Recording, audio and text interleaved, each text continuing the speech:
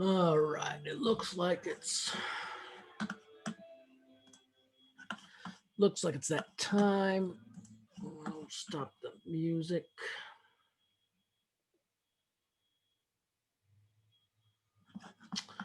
How are we doing on numbers? 14 people here, 12 students, 2 big math nerds. Let's give people a few more minutes to show up. How is everybody this morning? Good, yourself? I'm doing pretty good. Thanks for asking. Enjoying the weather still. I should. We left off on the chain rule, Giovanni says in the chat. Okay.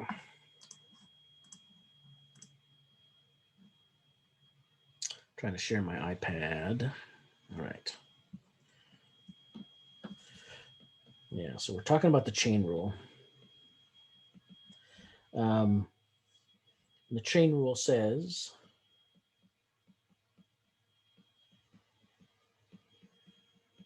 that if you have the composition of two functions and you want to take the derivative, so the derivative of the composition is the product of the derivatives. So you can think of the derivative as turning compositions into products, which is kind of neat. But that's a good thing to remember. But there's these little details that are good to remember too when you're working with a chain rule. It's important because in the chain rule, and the way we've written it here, you've got a function that's a couple functions that are taking an independent variable x to some value that I'll just name as y, and then the other function takes y and gives you another value called f of y. So you've got this chain of two functions happening, and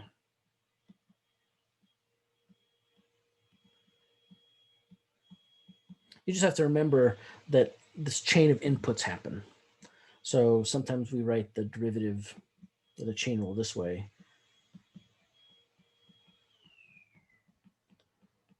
The derivative of a composition at a point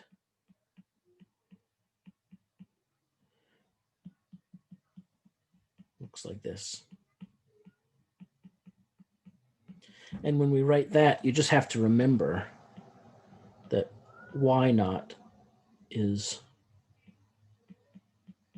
the output value of g at x naught. Okay. So I'm telling you this because there's sort of two levels of things happening with the chain rule. One, the concepts are easy. Composition turns into a product. But there are little details that you have got to keep track of. And mathematics is oftentimes about the details. And mathematics teaches us to be precise and to keep track of all the details. That's hard for some people. That's hard for a lot of people. But mathematics is where we learn to do that. And those benefits that we gain from that practice in mathematics helps us in other classes too. So just keep that in mind. The tedium and the monotony of keeping track of details really does have value that pays off in other places. So you can just believe me from experience. So would you like some practice? Working the chain rule, would that be a good way to start class? I think I kind of need some practice. Practice would be good. Practice would be good. All right, so I agree. I think it would be good to do some practice. So this is how I'd like to spend our time today. And so I've lost the chat again. Let me go find that before I start talking. So today,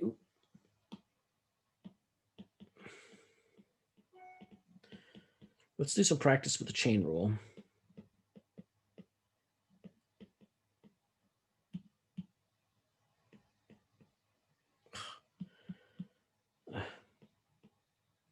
And then I want to talk about some new derivative formulas. for the family of trig functions, and for the family of exponential functions. And then maybe we can do some more practice.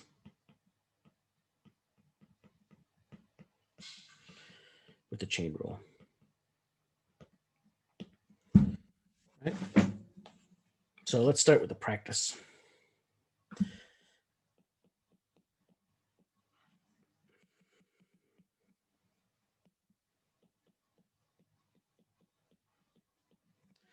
So the way I want to do this is I'll write down a function that I want us all to differentiate using the chain rule. And I'm going to ask you to do it like on scratch paper with a pen and pencil.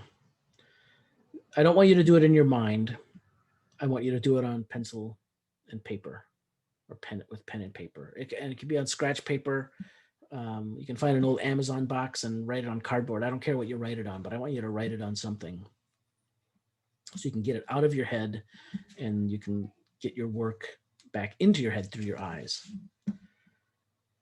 So for each problem, I'll give you an amount of time to work on the calculation. And then I'll ask the class who thinks they've got an answer that they're willing to share, and then we'll have a conversation. Okay, so I'll give a problem, give you time to work, and then we'll bring it together for a conversation.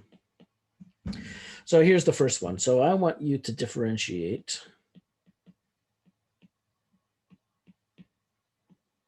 the quantity 2x to the third power using the chain rule. Using the chain rule, differentiate this function. And I'm going to set a timer for a minute, give you a minute to work on it. And then I'll ask you how you did. So go for it.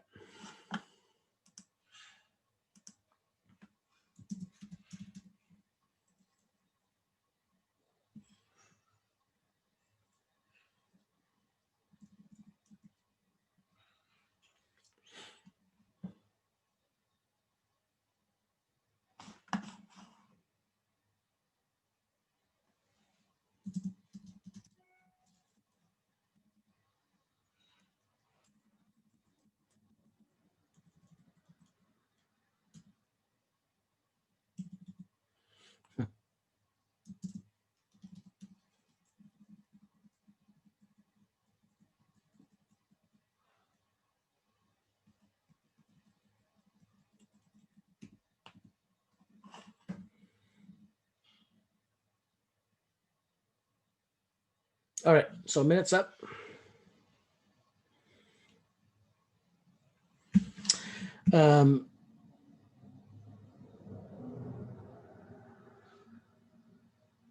So I'm going to ask, did anybody here get an answer that they feel kind of confident in? If so, Yeah, I got yeah. one. Okay, Nicholas. So, or people can just raise a hand in the chat or in the gallery or something. But Nicholas got one. Anybody else? I do. All right, Cyrus and Alejandra. All right, so let's start with Nicholas. What did you get? I'm going to write it here. I got 6x squared. 6x squared. All right, Alejandra, how does that compare with what you got? I got 6, then parentheses 2x, and then squared. You got that? Okay. How about Cyrus? What did you get? I got the second answer. The second one? Yeah. Anybody else get a calculation for the derivative that they want to share?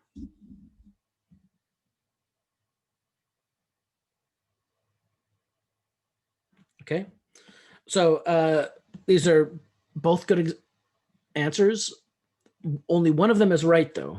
But let me tell you what I'm looking for. So the first thing I'm looking for is looking at this. This is like a polynomial that's raised to the degree 3, a degree 3 polynomial. So I expect to use the power rule and differentiate and get a polynomial of degree 1 lower. And so I expect to see these 2's there. So that's great. Okay, so that's one of the things I'm looking for. And I expect a 3 to come down. And so I am expecting my coefficient here to be a multiple of 3. Okay. And also, when I take the derivative, I am expecting a 2 to come out from the chain rule. So I'm expecting this 3 here and a 2 out there. So I am expecting a 6. So both of these answers have features that make me want to say, oh, yeah, that could be right. But it turns out that this second one here is the one that's correct, because when we take the derivative,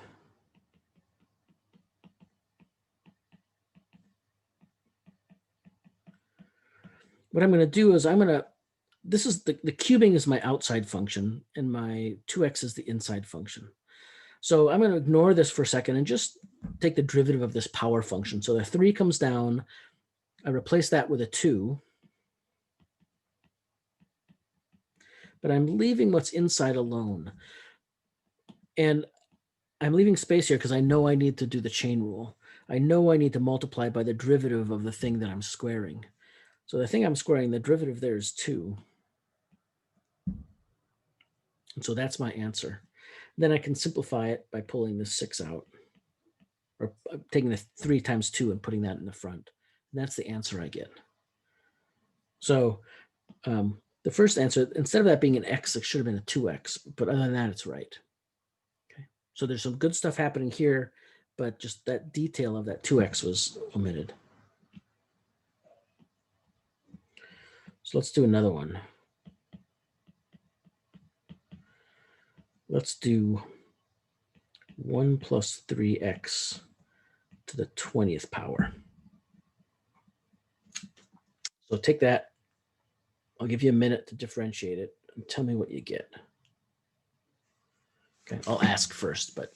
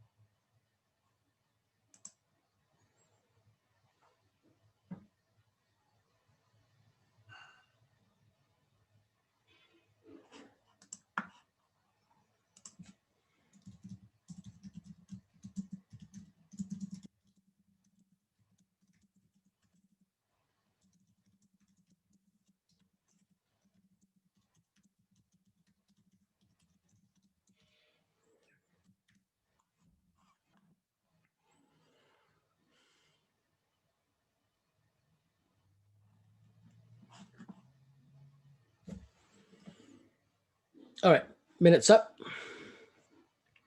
Anybody have an answer that they're willing to share? Nicholas has got one again. Alejandro, you got that one again? Good. Cyrus, you? Yeah, I do. Okay. Anybody else? Giovanni? Do you have one? Rihanna?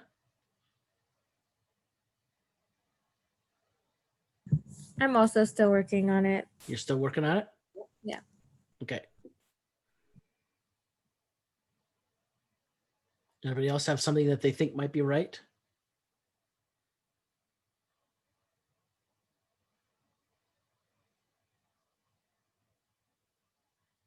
All right, Gabby, why don't you share what you have? What do you get?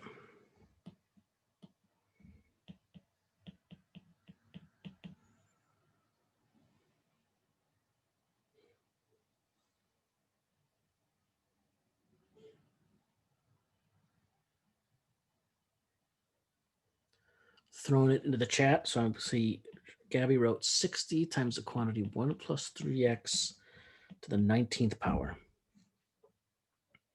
All right. How many people have something like that?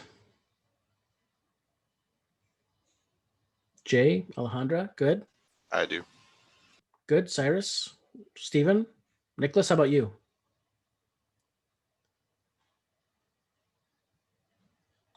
Yeah, Andrea, good, good. Yeah, that's it. That one's exactly right. That's exactly right. So how, let me just walk through the process. So I've got an expression raised to the 20th power. So I'm really going to treat this as if it's a power function, but then I'll do the chain rule at the end. So differentiating something to the 20th power, I'm going to take that 20 and make it a coefficient and replace the 20 with a 19, a number that's one less. Let me write that down so far.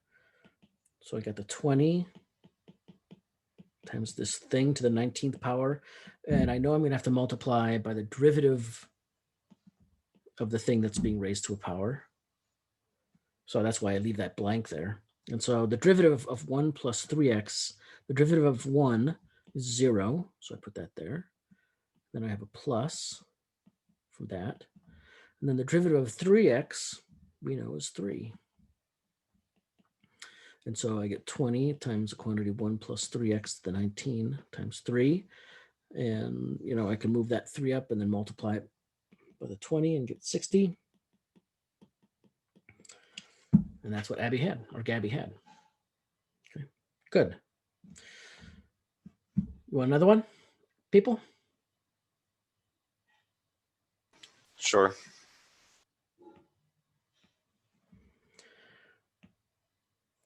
How about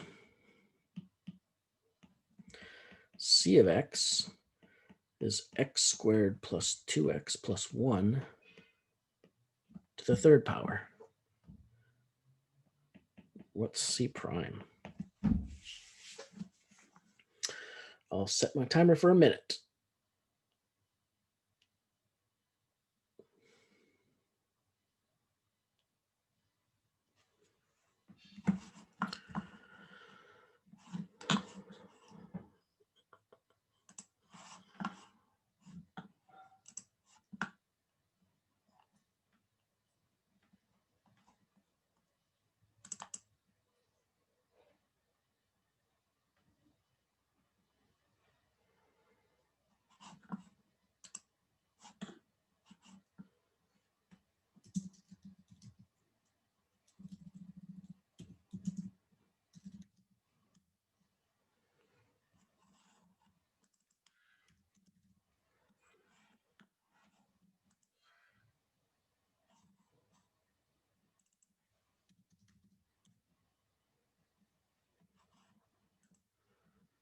Ten seconds to go.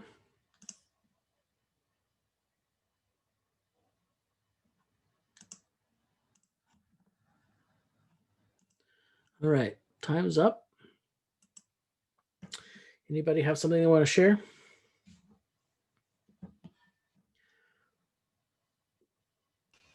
I can share my answer. All right, go for it, Cyrus.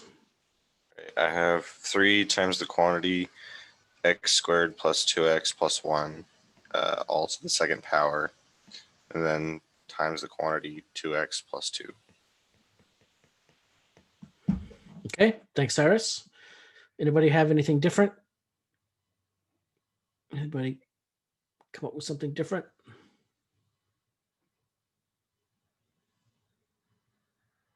Anybody come up with the same thing? I got the same thing. Nicholas got the same thing. Jay got the same thing. Alejandra, I was going to ask you. Good, you got the same thing. That's good because this is right. This is the right answer.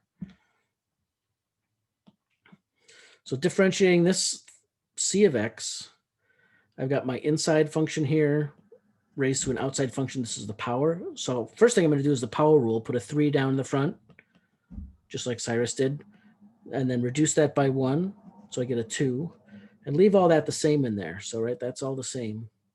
But I know I need to multiply by the derivative of the thing I'm exponentiating. So I leave a blank there for the product. And so I look at the derivative of the inside. Derivative of x squared is the 2x. And then I have a plus. Derivative of 2x, there's a 2. Then plus the derivative of a constant, which is 0. So that's why there's nothing else there. Yeah, so that looks good. You know, if you wanted to be fancy, you could see there's a common factor of 2 there, pull it out and write this as 6 times x plus 1 times x squared plus 2x plus 1 squared. But there's no need to do that. This is absolutely fine. This is absolutely good. And this is actually what I would look for in your work to see if you did the chain rule correctly. All right, let's do another one.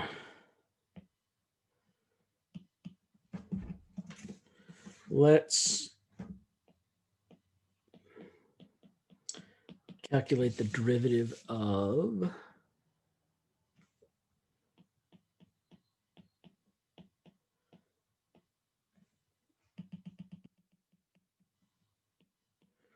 the square root of x squared plus 10. All right, I'll give you a minute.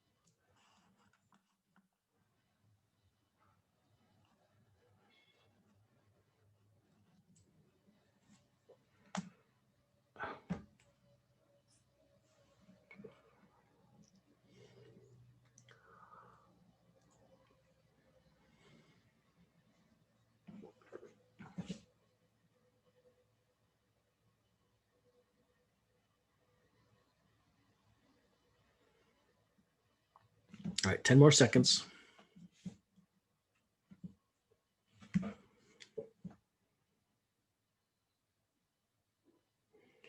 All right.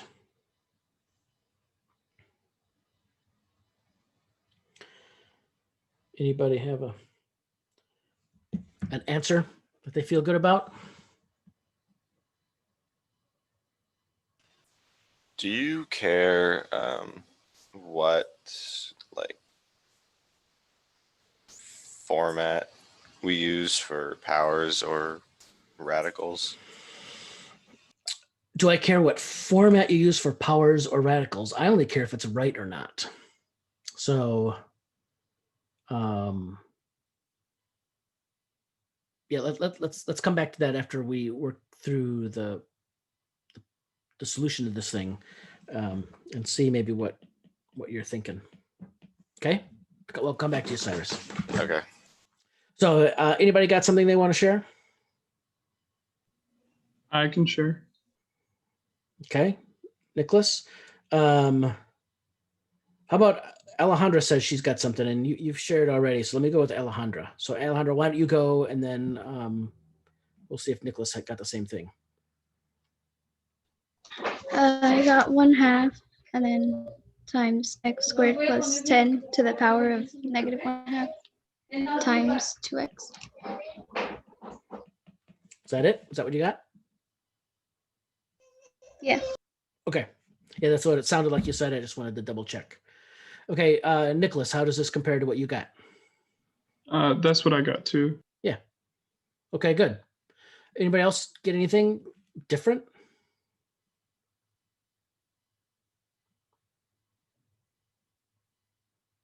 Yeah, good, because this is right.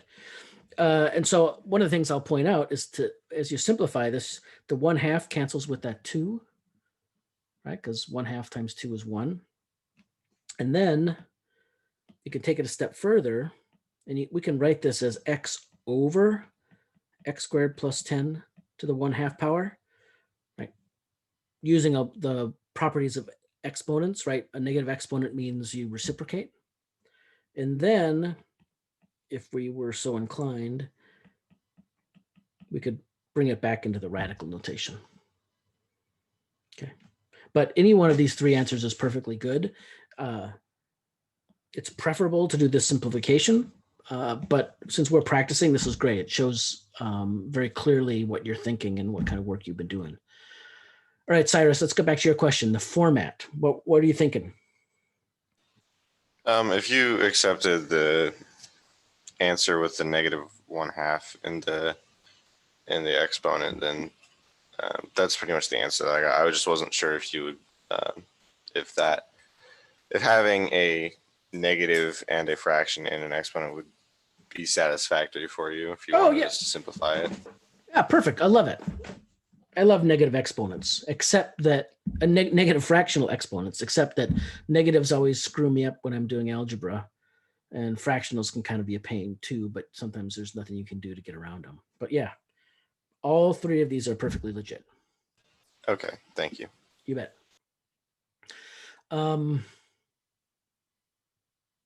Okay.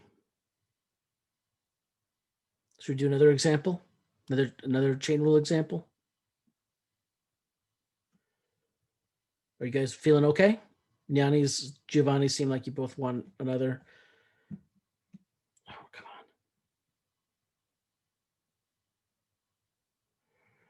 on. Let's see what.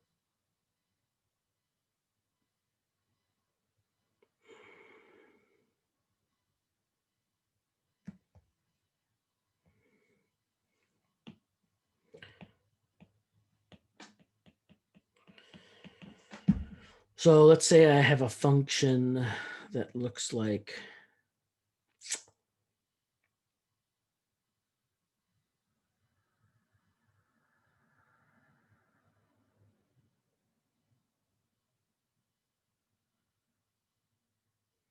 trying to think of an example. Oh, here, this is a good one.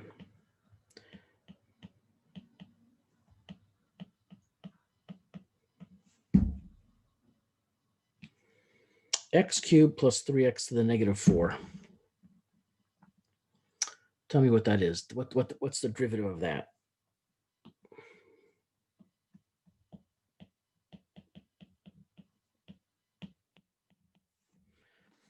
Set my timer for a minute.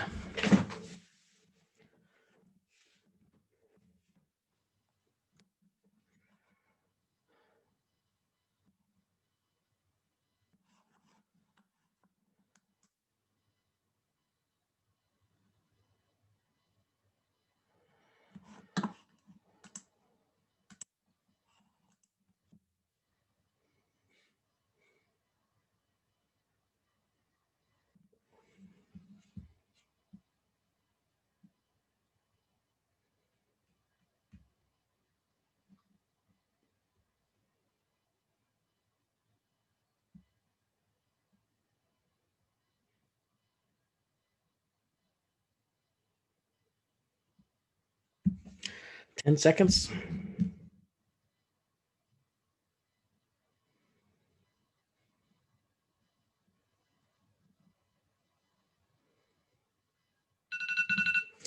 All right.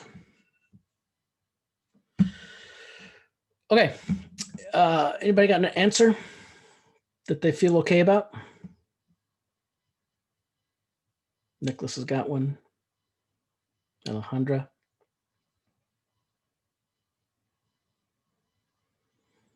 Anybody else? Giovanni, Cyrus, Joseph. How about you, Rihanna? How's it going? I think I did it right. So I have an answer, but I'm just really unsure if I got it right. Okay, I won't ask you to share it. You can just check. How about you, Joseph? How would you feel about sharing your answer? I'm a little unsure about it, but You want somebody else to share? yeah, I just don't know if I'm all the way done. I don't know.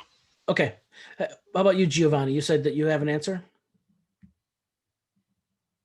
Yes, I'm a little unsure, but I could just give it out. Just Yeah, see. sure. Okay, go for So it. It's a safe space, right? You can make mistakes. So I got -4, and in parentheses I have x cubed plus 3x close parentheses 5 to a power of 5. times 3x squared plus 3. Okay. All right. Good. Did other people get this?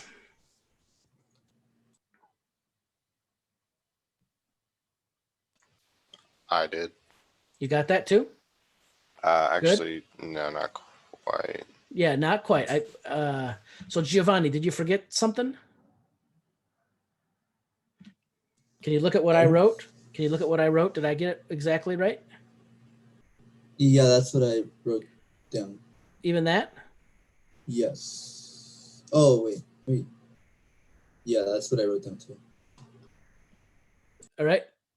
Nicholas, what did you get? How's yours different? Does yours have a minus here instead?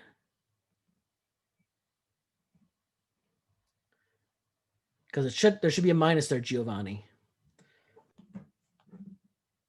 So that should be a -5. Otherwise you got it absolutely positively correct.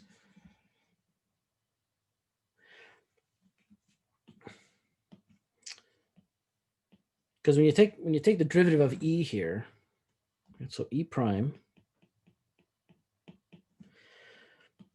I look at this as a power function. So I've got that -4. That's going to become my new coefficient. And then I take the base. And I look at that exponent and I subtract 1 from it. And so -4 minus 1 is a -5. And then I know from the chain rule, I've got to multiply this derivative by the derivative of the thing that's on the inside. So here, the derivative of x cubed plus 3x is 3x squared plus 3. And so with the exception of that exponent, Giovanni, you almost said exactly what my calculation gives me. Okay, you got the difference? Thumbs up? Okay. So this would be a perfectly fine answer for me on a learning target quiz or whatever. But let me just point out that in these three products, this last factor, the terms both have a 3 in it. So I could pull a 3 out and I could write this as -12 times x squared plus 1 times x cubed plus 3x to the -5. And then if I don't like negative exponents, or if you don't like negative exponents, you could rewrite it in that way. Okay. All three ways are perfectly fine to me. But there will be a time down the road where you're going to have to take a derivative and then do some algebraic manipulation. And so you may have to do this work. But if I'm just asking you to calculate a derivative, there's nothing else that forces you to do any sort of changes if you don't need to. Okay. So that's enough practice for right now. Now I'd like to turn to the topic of some other of the elementary functions, namely the trig and exponential functions. And I want to derive some derivative formulas for them. And then once we have those derivative formulas, we can come back and use those and practice some more chain rule with those new derivative formulas that we have. So I'll take about 15 minutes and I'll talk about these new formulas, and we'll take a break and come back and I'll finish talking about them. I think I might be able to get most of the way through the trig stuff in 15 minutes, but I'm not sure. We'll see.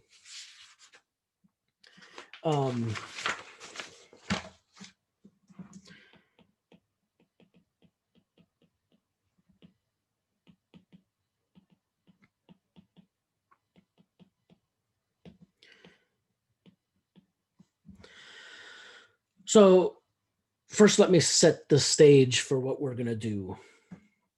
We're going to calculate the derivative of sine, and we're going to calculate the derivative of cosine. Once we have the derivatives of sine and cosine, then we can use our other derivative rules to calculate derivatives of the other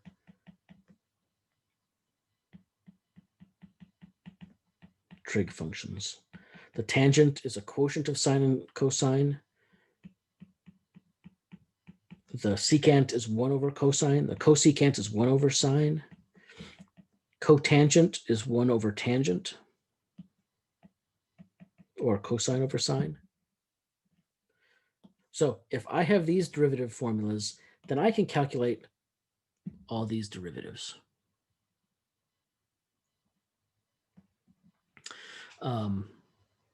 So now I'm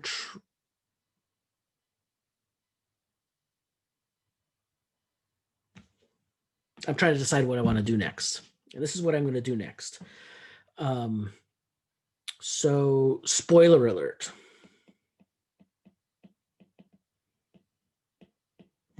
Okay, so if you don't like spoilers, then close your eyes, plug your ears for a second. And I'm joking. I'm totally joking. Don't plug your ears or close your eyes. I'm going to show to you that the derivative of sine is cosine. And I'm going to show to you that the derivative of cosine is sine. Okay. And I'm going to essentially provide mathematical proofs of these for you. There's a couple of places where I'm going to wave my hands just out of interest in time, and I'll point you to the textbook that can fill in some details. But these two formulas require some proof. And then once you have those formulas, you can go calculate the fact that if that the derivative of a tangent is secant squared, the derivative of cotangent is negative cosecant squared. You can calculate that the derivative of secant is secant tangent, and you can calculate that the derivative of cosecant is negative cosecant cotangent. And you essentially derive these using the quotient rule and these two formulas here. In this class, you need to memorize, oh, wait a second. Derivative of sine is cosine, derivative of cosine is minus sine.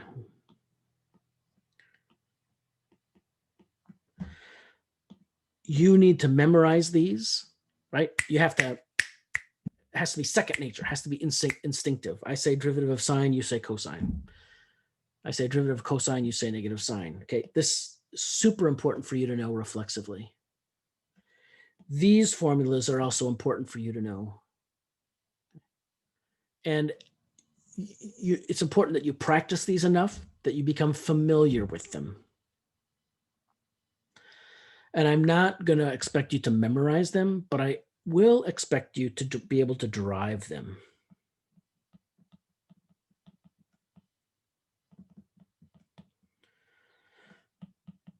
And that means be able to use these formulas and the other differentiation rules. Okay. Namely the quotient rule.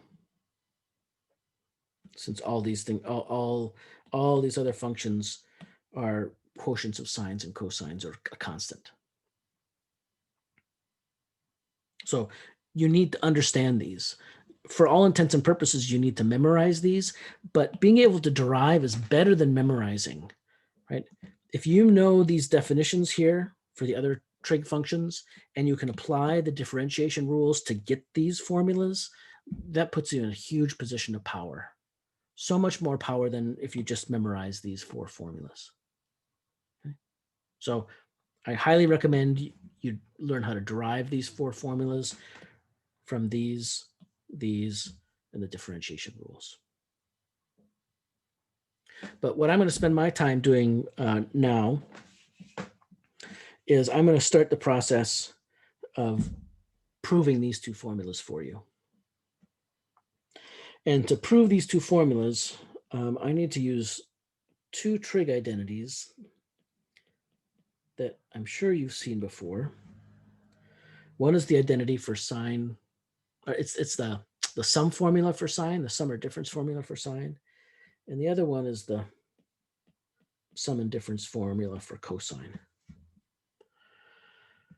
So I believe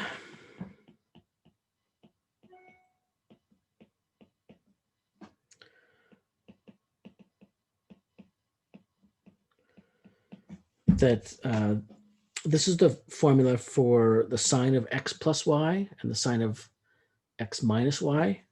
So notice this plus or minus goes along with this plus or minus. That means that if it's a plus here inside the sign, then it's a plus over here. If it's a minus here inside the sign, it's a minus here. So this is an identity that you should learn in pre-calculus or a trig class. And so is this one.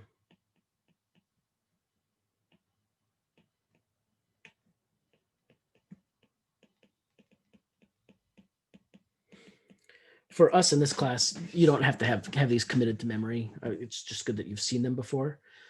If we do some trigonometry, for the most part, you can always reference tables of trig identities. For this identity, the sum formula for cosine, you got a plus or minus here, and here you've got a minus plus. This is not a typo. If it's plus inside the cosine, then it's minus outside over here.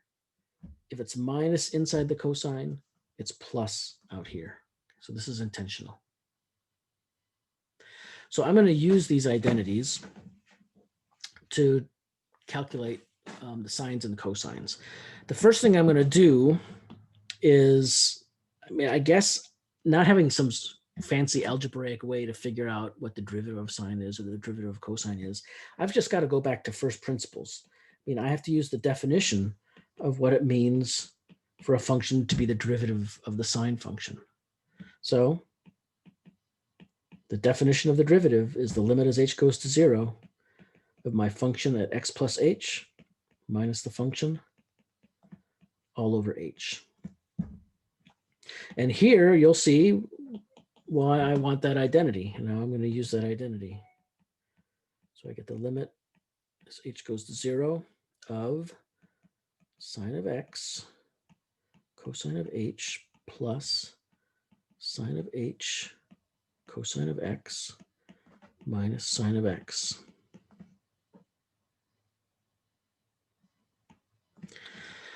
Now I'm going to do a little algebra. And I look at this sine all by itself. And I see this is sine x, and there's a sine x here. So I'm going to move this term over next to these terms and factor that sine x out. And I'm going to get a sine x times cosine of h minus 1 over h. And then I'll be left with cosine x times sine h over h. And in my last step here, I'm going to use properties of the limit laws. My sine x here, it doesn't have an h in it, so I can pull it outside of a limit. Likewise for this cosine. So this means I can rewrite the above limit as sine of x times the limit as h goes to 0 of cosine h minus 1 over h plus the limit,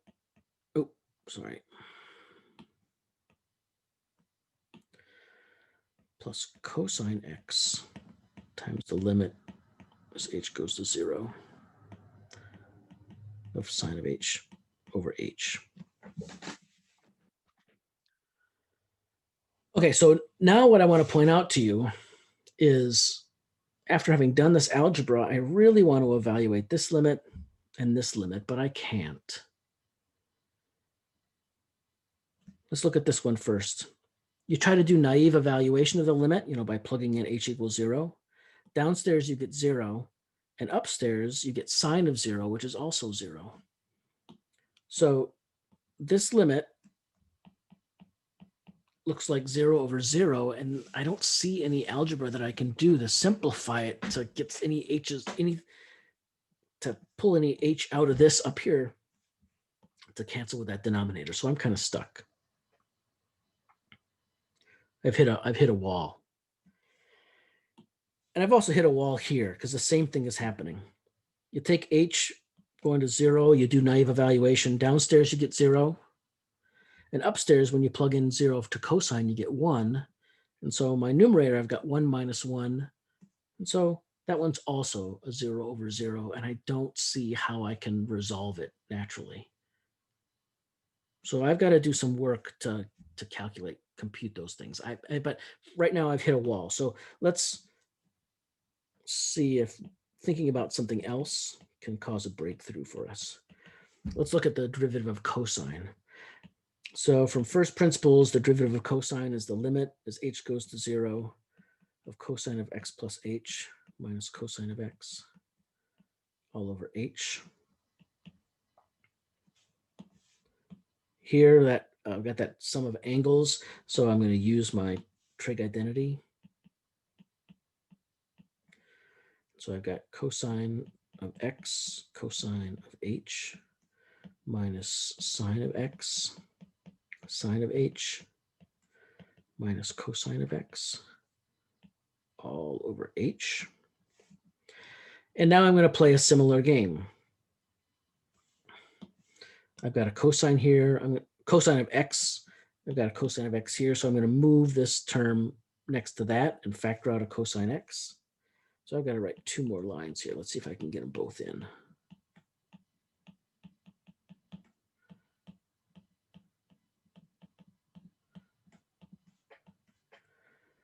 And then the other term is like this. And so using the limit laws again, and I'm sorry that I'm so close to the bottom, I get a very similar limit statement.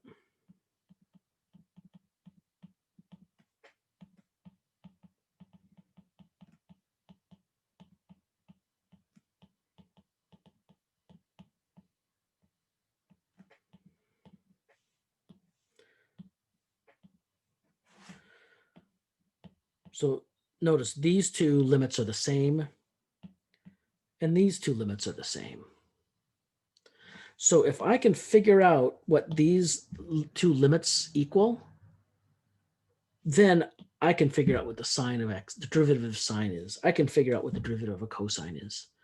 So that's what I'm going to do next, is I'm going to turn my attention to what these limits are. And this is a good place to pause for a second and take a 5-minute break. So let's do that. And we'll come back and look at these limits. So let me set my timer. Okay. See you back here in 5.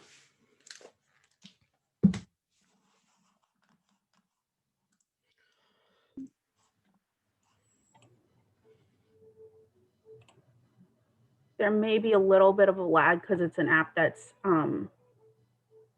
syncs between my tablet and my desktop. All right, just take it slow then. All right, show us how you differentiate this composition. So we've got sine of x squared minus 4x, and of course with the chain rule, we want to differentiate something of the form of g of x. So we have to choose our composition of functions. Now, one of our obvious functions would be sine of x. And just taking the inside of our sine function here, that will be our second function would be x squared minus 4. It seems that this would be f of x. Let me move that a little bit out.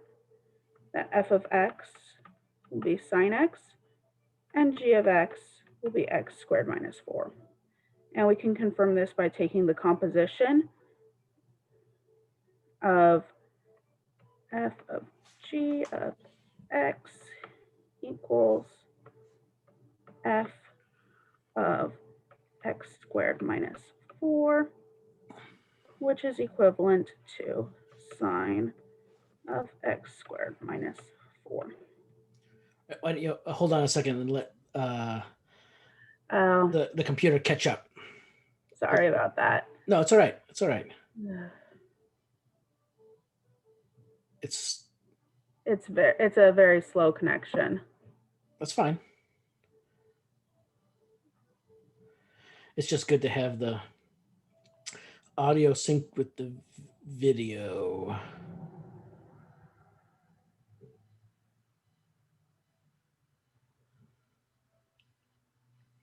It gives everybody a break. It's good to take it slow sometime. That's not something I'm very good at.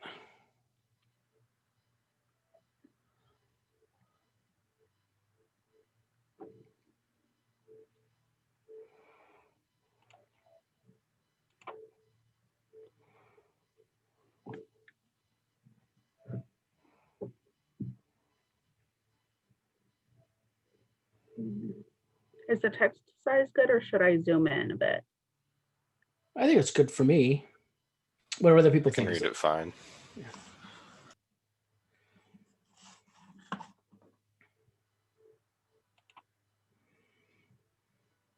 So the text is, you're just writing the composition.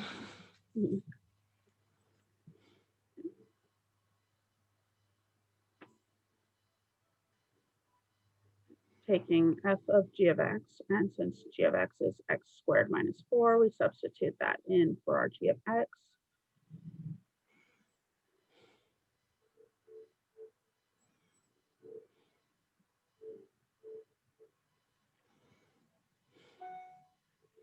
Which then our f of x is sine x. So in place of our x and our sine x, we keep x squared minus 4, giving us sine x of x squared minus 4, which is what we want to differentiate.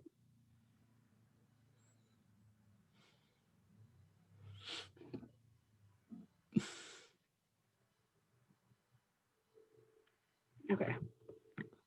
Yeah. So, as we proved earlier, the derivative of sine of x is equal to cosine of x.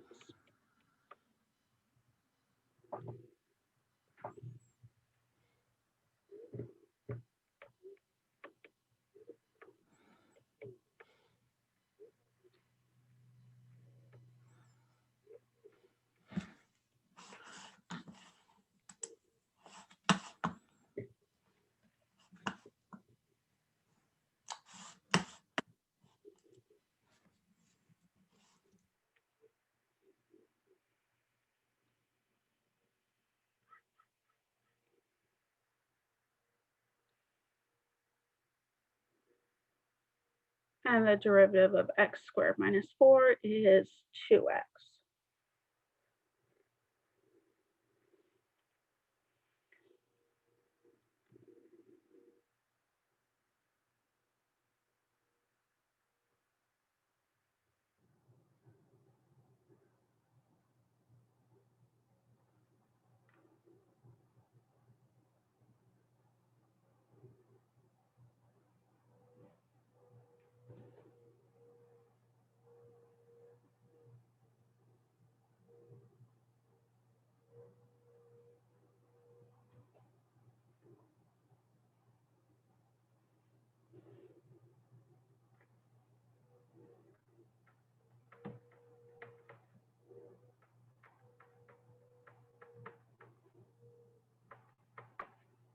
And using that, our composition of f of g of x is equal to f prime of g of x multiplied by g prime of x.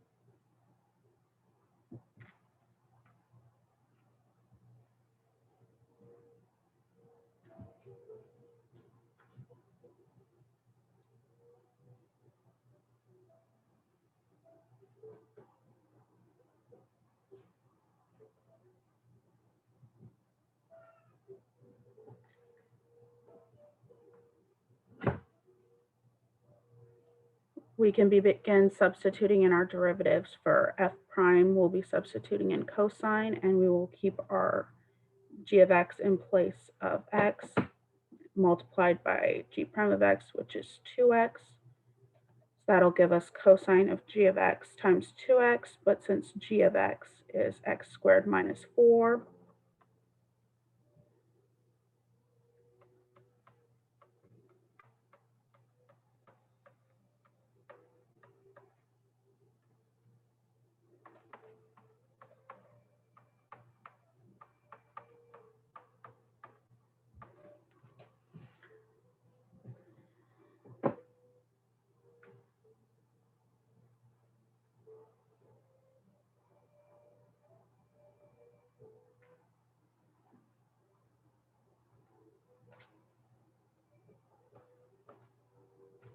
we put that in place of our g of x, and you get cosine of x squared minus 4 times 2x as our derivative, which can be rewritten as 2x times cosine of x squared minus 4, depending on preference.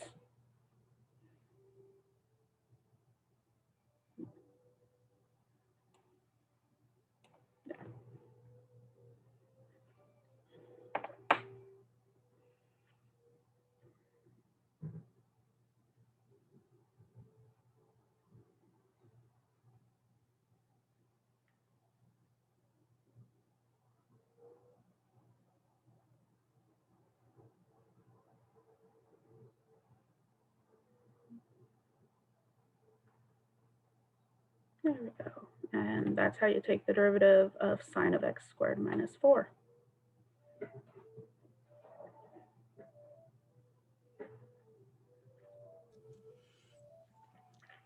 Looks great. Anybody have any questions about that for Cynthia?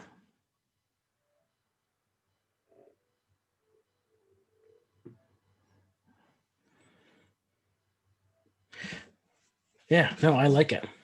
So I'm going to write something before I bring my screen back.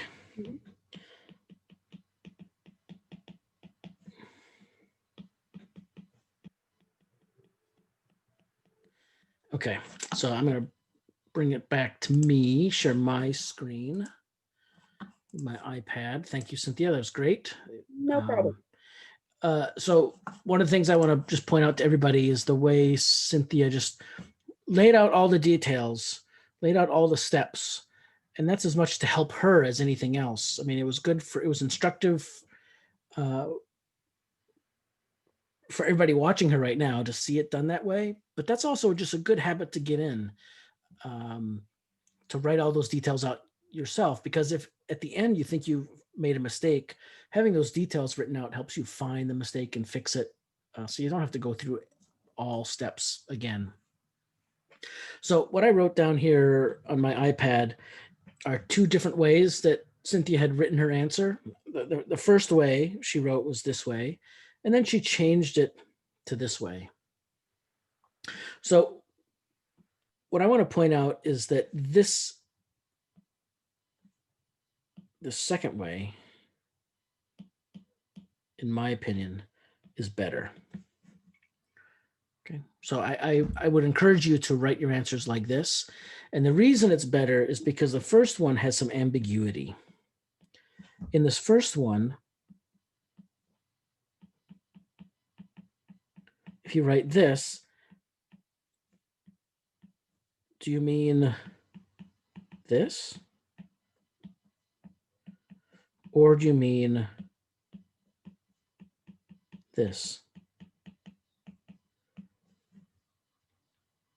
And of course, we know from Cynthia's work that she means this. That's the right answer. But because here there could be some ambiguity about where you want the parentheses to go, it might not be entirely clear to you or to somebody else which one of these two scenarios you mean. When you write it this way, there's no ambiguity. It's clear that this 2x is outside the cosine, whereas the ambiguity here is the 2x outside the cosine or inside the cosine. So keep that in mind. And again, mathematics is about details, and the more you can do to develop habits of making things absolutely clear, the better it will be for you in the class, and you'll take those habits out into other things that you do too. So just a point. Cynthia said it's a matter of taste, and it is kind of a matter of taste, but I just wanted to emphasize that there's actually some extrinsic value to writing it this second way. All right, we got a couple more minutes. Let's try this in the time we have remaining. We have got time to do one more. Take a second and tell me what the derivative of cosine to the e to the x is.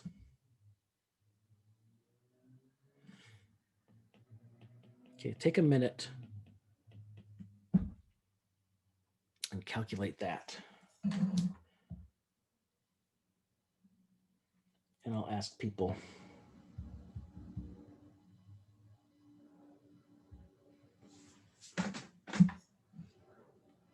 See what you all end up with.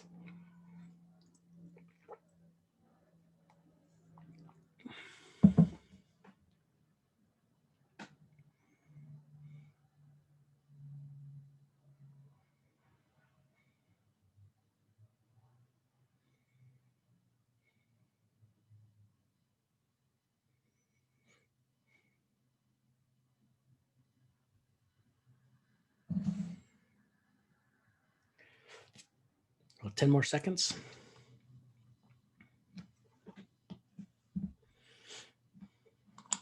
All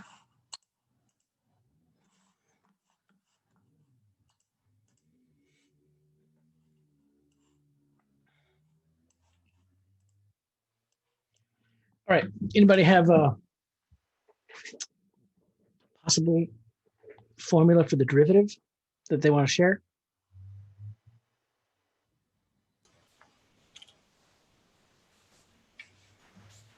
I have one. All right. Why don't you share it, Cyrus, and then we'll ask Alejandra. She's gave me a thumbs up too. So what do you have, Cyrus? Read it out. E to the x times the negative sign of e to the x. Okay, like that, like I wrote it. Yes. Okay, good. Alejandra, how about you? I got the same thing. I applied the e on the outside with the sign, the negative sign. Okay, good. That's good because that's what the answer is. Right, that's the derivative. The way I might write it is that I might get that negative sign out front of everything and simplify it to look like that. But yeah.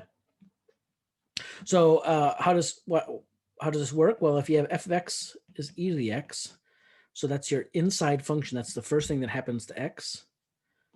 And then if g of y is cosine of y, right, that's the outside function, then you can verify that b of x is g composed with f.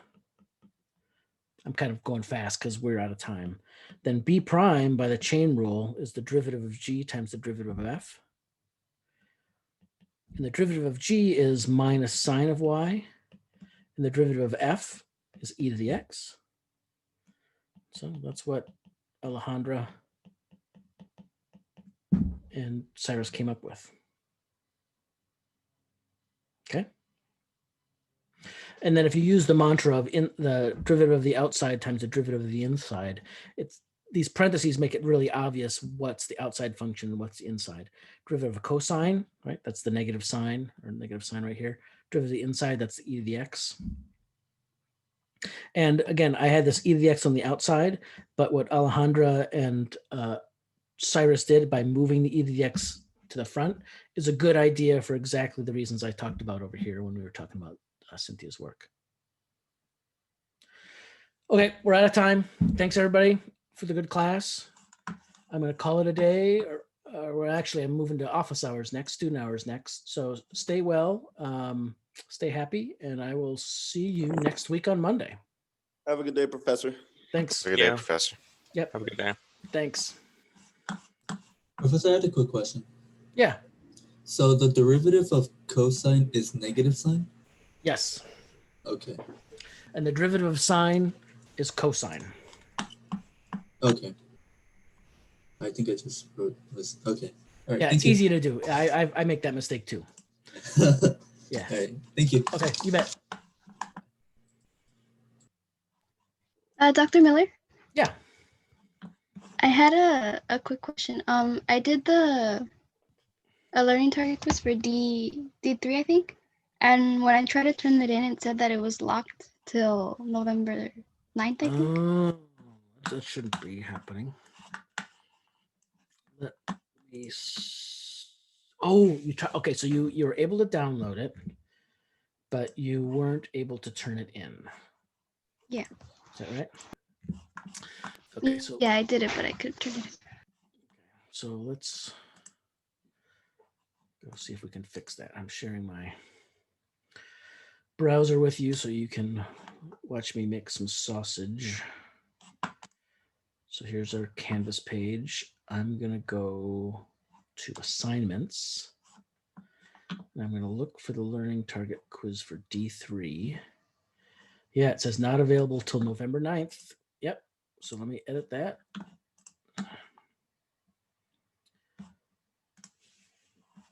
Should definitely be available now. We'll change that. And I think that should do it. Why don't you try it again and let me know if it fails or works? It worked. I can turn it in now. Okay. And so I'm going to fix that for D4 and D5 as well. Okay. Thanks for bringing that to my attention. Thank you. You bet. Yeah, thank you. You're welcome. Bye-bye.